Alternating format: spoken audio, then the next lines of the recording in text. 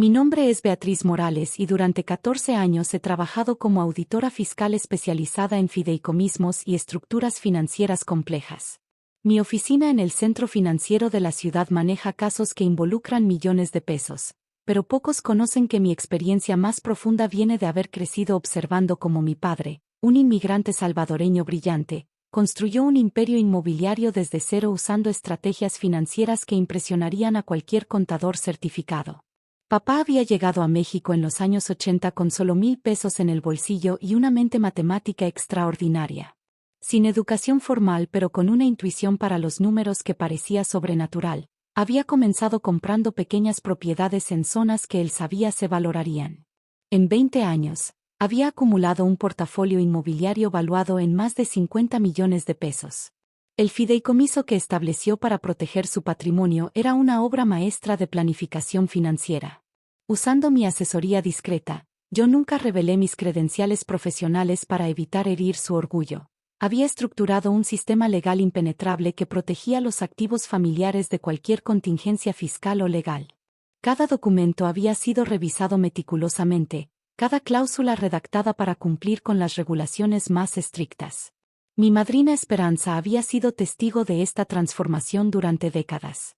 Como amiga íntima de mi madre desde la infancia, había visto cómo papá convertía cada peso ganado en inversiones inteligentes. Durante los años de construcción del imperio, Esperanza había sido una presencia constante en nuestra casa, celebrando cada éxito y ofreciendo apoyo durante los momentos difíciles. Tu papá es un genio, me había dicho muchas veces durante mi adolescencia, pero debe tener cuidado. Los negocios pueden ser peligrosos sin los papeles correctos.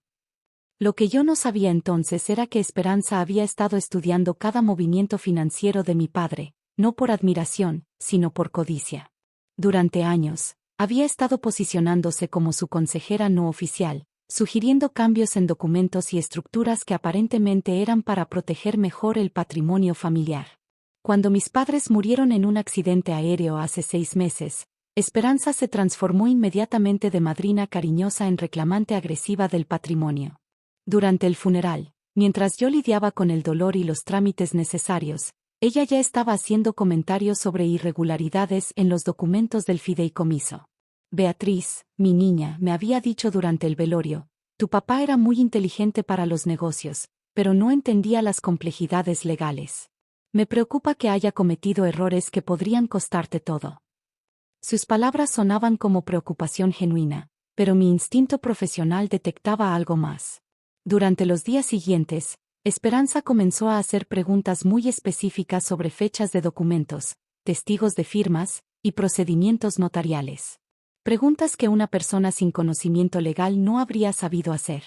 2 semanas después del funeral, Esperanza convocó una reunión familiar en su casa.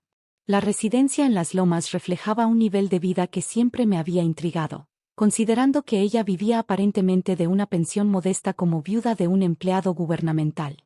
La reunión incluía a tíos, primos y algunos amigos cercanos de la familia. Esperanza había preparado un ambiente formal, con documentos esparcidos sobre la mesa del comedor y un hombre mayor con traje que se presentó como su asesor legal. Familia querida, comenzó Esperanza con una solemnidad teatral. Nos reunimos hoy para discutir un problema serio con el patrimonio de mi compadre José. Saqué mi grabadora digital y la coloqué discretamente sobre la mesa. Como auditora, había aprendido que las declaraciones sobre irregularidades financieras debían ser documentadas meticulosamente. Durante años, continuó Esperanza, ayudé a José a manejar sus documentos legales. Como él era un hombre simple, un inmigrante sin educación formal, dependía de mi guía para navegar las complejidades del sistema financiero mexicano. Sus palabras me hirieron profundamente, pero mantuve mi expresión neutral. Mi padre había sido muchas cosas, pero nunca simple ni ignorante. Desafortunadamente, prosiguió con voz cada vez más dramática, José firmó documentos que no entendía completamente. En particular, el fideicomiso que estableció para proteger su patrimonio contiene cláusulas que efectivamente me transferían el control administrativo en caso de su muerte. Mi corazón se detuvo.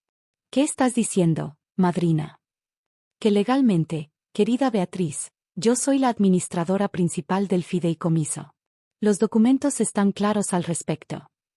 Su asesor legal entregó copias de documentos a todos los presentes. Un vistazo rápido me confirmó que eran versiones alteradas de los originales que yo misma había ayudado a redactar.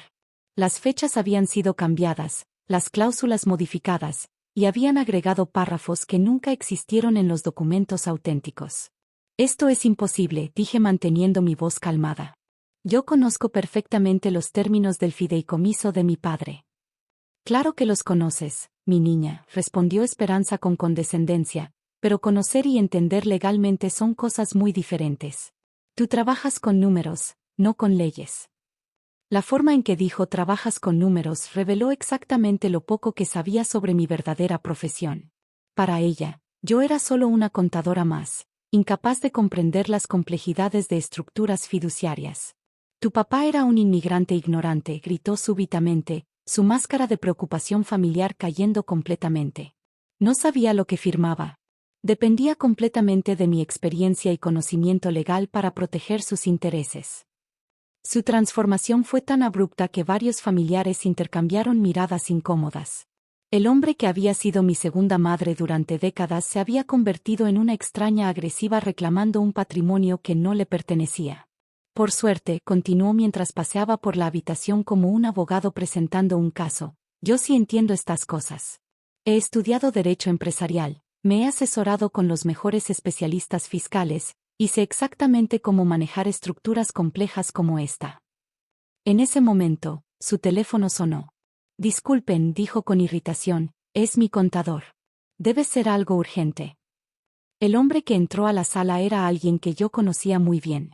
Roberto Herrera, contador público certificado, había estado bajo investigación fiscal durante los últimos 3 meses por irregularidades en múltiples cuentas de clientes adinerados. Su firma había sido mi caso más complejo del año, con evidencia de evasión fiscal sistemática y lavado de dinero. Señora Martínez, le susurró nerviosamente al oído, pero su voz fue lo suficientemente alta para que todos escucháramos. Esa es la auditora fiscal que está investigando nuestras cuentas. El silencio que siguió fue ensordecedor. Esperanza se giró hacia mí con una expresión de confusión total, como si estuviera procesando información que no encajaba con su percepción de la realidad. ¿Auditora fiscal?, preguntó con voz débil. Me levanté lentamente, sacando mi identificación oficial del Servicio de Administración Tributaria. Beatriz Morales, auditora fiscal senior, especializada en fideicomismos y estructuras financieras complejas. Roberto Herrera había palidecido completamente. Señora Morales, yo no sabía que usted era parte de esta familia. Si hubiera sabido. Tranquilo, Roberto, dije con la calma profesional que había perfeccionado durante años de investigaciones complejas. Estoy aquí en capacidad personal, no oficial. Aunque debo decir que los documentos que acaba de presentar la señora Martínez presentan irregularidades interesantes. Saqué los papeles falsificados y los examiné públicamente. Estas modificaciones al fideicomiso original constituyen falsificación de instrumentos públicos. Las fechas son inconsistentes con los registros notariales, las firmas fueron claramente alteradas, y las cláusulas agregadas violan múltiples regulaciones fiscales.